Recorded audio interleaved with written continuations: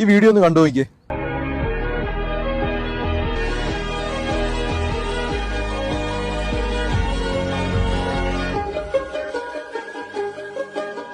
ഒരു കുറച്ച് കേക്ക് കഴിക്കാനാണ് ഇത്രയധികം ബുദ്ധിമുട്ട് അവർ കാണിക്കുന്നത്. അപ്പോ സെലിബ്രിറ്റീസ് ആയിട്ടുള്ള അവർക്കൊക്കെ കൃത്യമായിട്ട് അറിയാം പഞ്ചസാര ആണെങ്കിലും അതുപോലെ ഷുഗർ ആണെങ്കിലും കേക്ക് ആണെങ്കിലും ഒക്കെ അവോയ്ഡ് ചെയ്യണോ. നമ്മളെന്ത് ചെയ്യും? ഇതെല്ലാം 3-4 പീസൊക്കെ ഒരുമിച്ചെടുത്ത് കഴിക്കും. മധുരം നോക്കാറേ ഇല്ല, പഞ്ചസാര നോക്കാറില്ല. അതുപോലെ മധുരം ആഹാരത്തിൽ ആഡ് ചെയ്യുന്നത് നമ്മൾ ഒരു തുള്ളി പോലും നോക്കാറില്ല. അത്രമാത്രം പഞ്ചസാര നമ്മൾ കഴിക്കുന്നത്.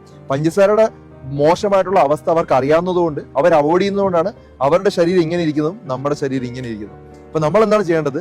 പഞ്ചസാര എത്രമാത്രം ഒഴിവാക്കാൻ പറ്റുമോ അത്രമാത്രം ഒഴിവാക്കുക. പറ്റുമെങ്കിൽ പാടെ ഒഴിവാക്കുക. കാരണം അത് ശരീരത്തിന് ചെയ്യുന്ന ഗുണങ്ങൾ പറഞ്ഞറിയിക്കാൻ പറ്റില്ല. അത്രമാത്രം ഗുണങ്ങളാണ് പഞ്ചസാര സ്റ്റോപ്പ് ചെയ്യുമ്പോൾ നമ്മുടെ ശരീരത്തിന് ലഭിക്കുന്നത്. 1 ലിറ്റർ പെപ്സി എടുക്കുന്ന സമയത്ത് അതിൻ്റെ അകത്ത് 28 ടീസ്പൂൺ പഞ്ചസാരയാണ് ആഡ് ചെയ്തിരിക്കുന്നത്. അത് മാത്രമല്ല അതിൻ്റെ അകത്ത് 450 കാലറി എനർജിയാണ് നമ്മുടെ ശരീരത്തിലോട്ട് എത്തുന്നത്.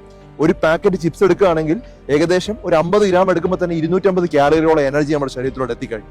ഈ കൃത്രിമമായിട്ടുള്ള എല്ലാ പാക്കറ്റ്സിലും അവർ ആഡ് ചെയ്യുന്നത് പഞ്ചസാരയും അതുപോലെ പ്രിസർവേറ്റീവ്സും ആണ്. എന്തിനാ ആഡ് ചെയ്യുന്നത്? കാരണം അതൊക്കെ വളരെ ചീപ്പാണ്.